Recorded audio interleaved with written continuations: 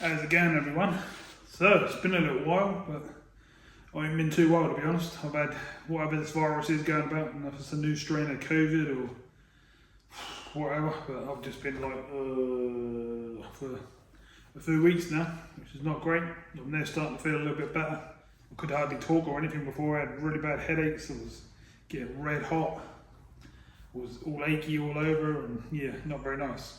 So I haven't really been filming too much. I've still been coming in and doing a bit of work. I've done a couple of cars off camera you didn't see, but I just haven't been able to film. It's just been hard work, full stop. But I'm back in now, and this is a part 2 on a Honda Jazz Sport that I'm doing. Little Honda Jazz is in absolutely crazy condition. Normally they all go like along round the back arches, all up in the inner arches, along the sills, etc. And this one is just mint. It's absolutely lovely. It's all pristine, all original, not been painted, nothing like that, not been touched. Everything's spot on. There is a couple of jobs on it I need doing, which you've probably seen in the first part where I sort of done the introduction to the vehicle. But at the moment, you join me underneath down the front, and I'm fitting new calipers, new discs, new pads, new bottom arms, new drop links. You name it down there, I'm pretty much going through it. But that's quite standard on our vehicles. We like to get them to a high standard and make sure they're 100% for the next owner. So I'll spin you around, we'll go over there and have a look. I've got an absolute mess all over the floor because that's been a nightmare. I've been having to cut bolts off, been having to get in there with ratchet straps and tighten things down to actually get something on them and turn them. That's really fighting me. It's quite annoying really when you're not feeling too great, but we're getting on with it, and that's the main thing. So let's spin you around, I'll show you what's what, and we'll carry on with this one. Oh.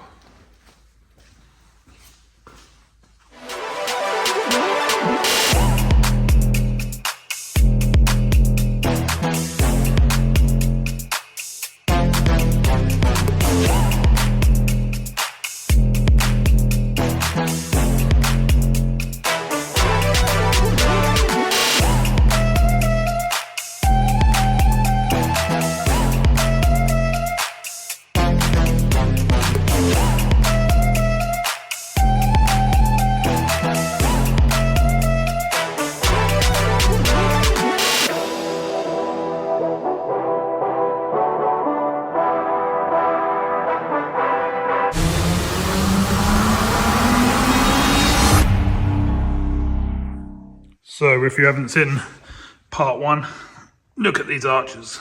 Look at the sills.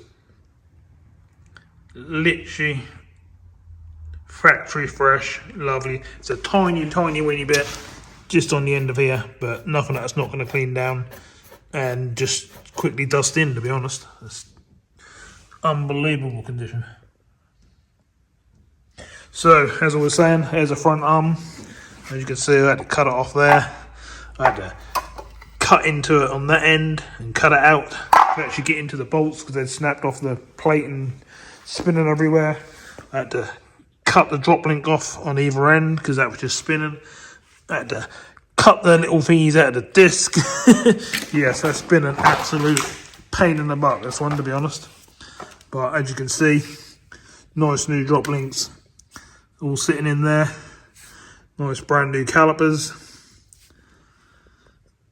and a nice brand new bottom arm, all sitting freshly in the bottom there. Nice new discs, brand new pads hiding away in there. I know you can't really see them, but you can see they're brand new and full. The old calipers just sitting down there, and as you can see on the floor, look at this lot. That's not good. I can't wait to have a good old tidy up and get all this off the floor. I hate tripping over stuff and having stuff everywhere. I've got boxes and boxes and bags of paperwork and boxes of brakes and stuff have been coming in. This one's calipers and stuff. It's just been non-stop. Mr. Postman's been coming with all different stuff. That's the other drop links and brake calipers to the other side. CV joints and stuff are sitting there. That's pretty much had everything. And I'm also obviously doing the other side. I wouldn't just do one side. I've got big old cutting tools out like this, so I can get in there and cut things off. This side is sort of half stripped down, and what I'm having to do is like where these arms are down the bottom, you can see this one hanging off. I'm having to get onto underneath the ball joints down the bottom here and literally cut them off. Same with these, you can see I've cut these off as well. And that one up the top there, I actually managed to cut out in between the joints, so it didn't touch anything. And yeah, it's just been a pain after pain after pain. We've got to sort these out. Well, I think then to get the disc out, now I've got to drill them out, sort them out ready for the new little, what are they called? Little stud bolt things to hold the caliper on. New one sitting down there, old one sitting over the back there. We've got heat guns out, we've got WD out, we've got spanners. Obviously got new pads and stuff ready to go into this one. They're just sitting down in there, you can see there's all new brakes in there. And then we'll put the caliper and stuff on this side. Do everything up with the old big spanners there, and yeah, it's just tool after tool after tool, job after job. Got the big gun out. We've had to cut the drop links off on that side as well, and it's pretty crazy.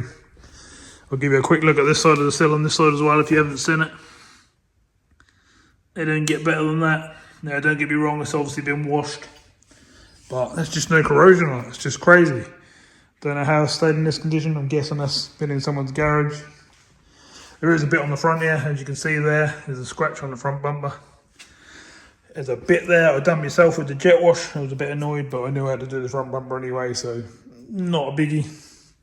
I've got to sort out the headlights. As you can see, they're very misty on both sides. Need them to be absolutely shining and looking good.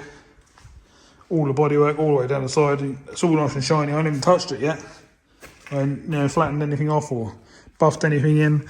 Down these sides, we get the right light, you can just about see that there's a few scratches.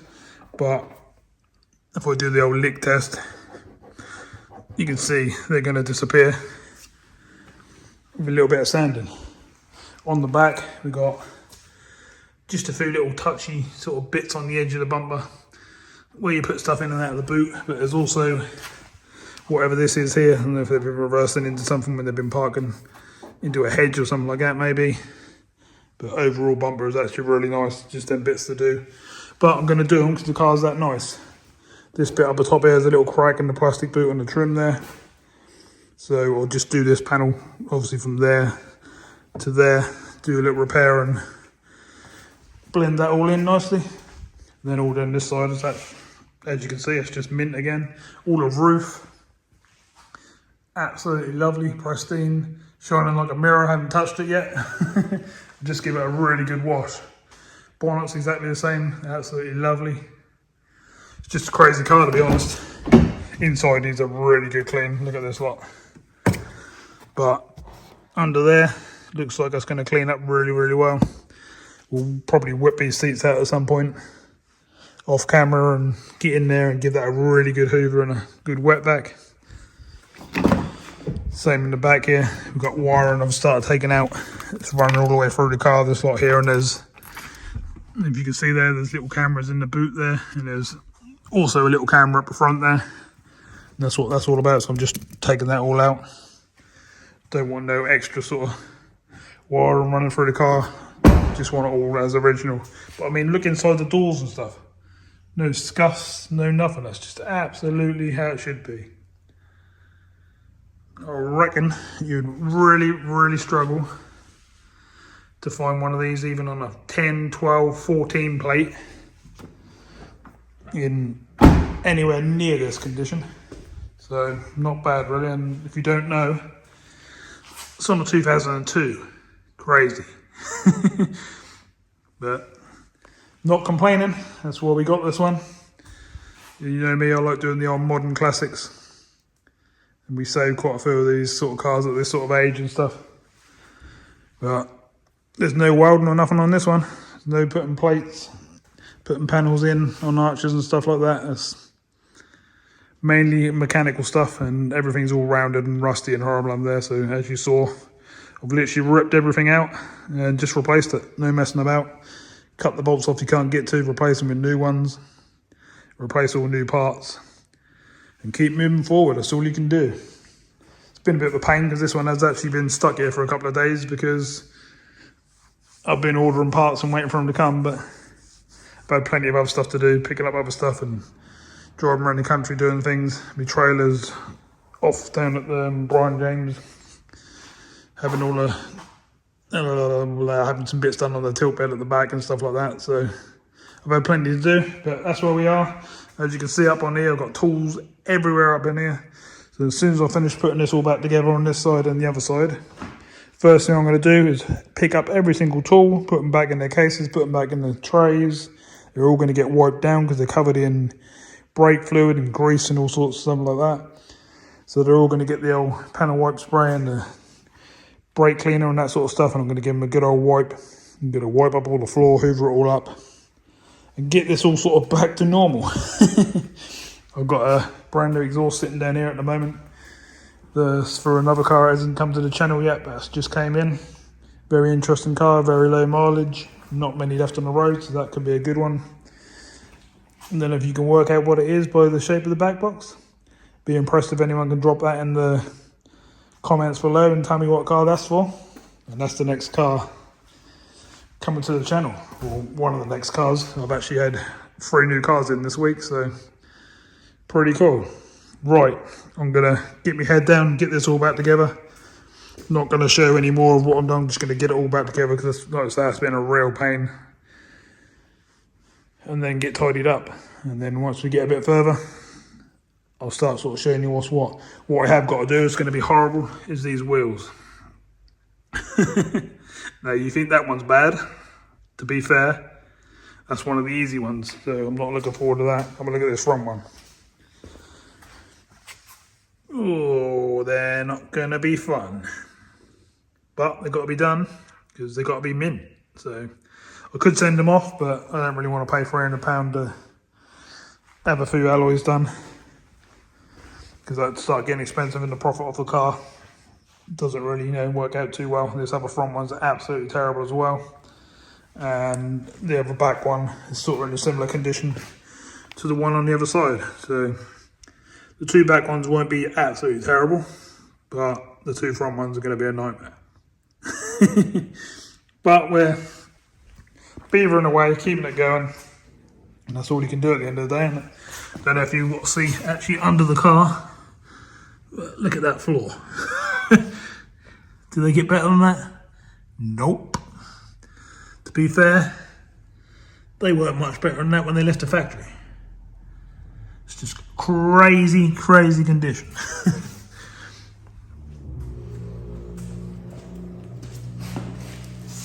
So I'm getting stuck in on this side, getting ready to fit the nice new arm on the bottom there. But this was a bit of a pain, so I had to take the drive shaft out. I've had to get rid of the drop link. I've had to take the track rod end arm and stuff out of the way. The whole lot has just had to be stripped, so I'm now going to get in there with this and cut the rest of the bottom of this off. I've actually been in there using this, but I've gone through like £25 worth of blades and that's still not off, so I just took the drive shaft out and I'm now going to cut it.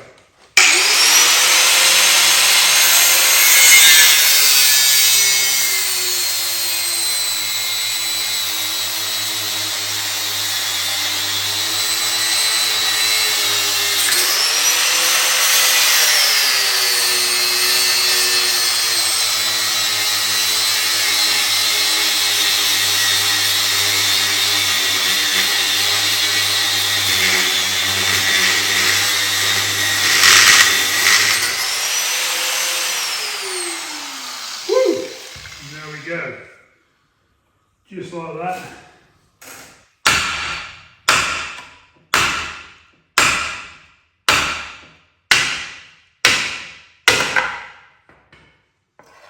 Old nasty arm is out.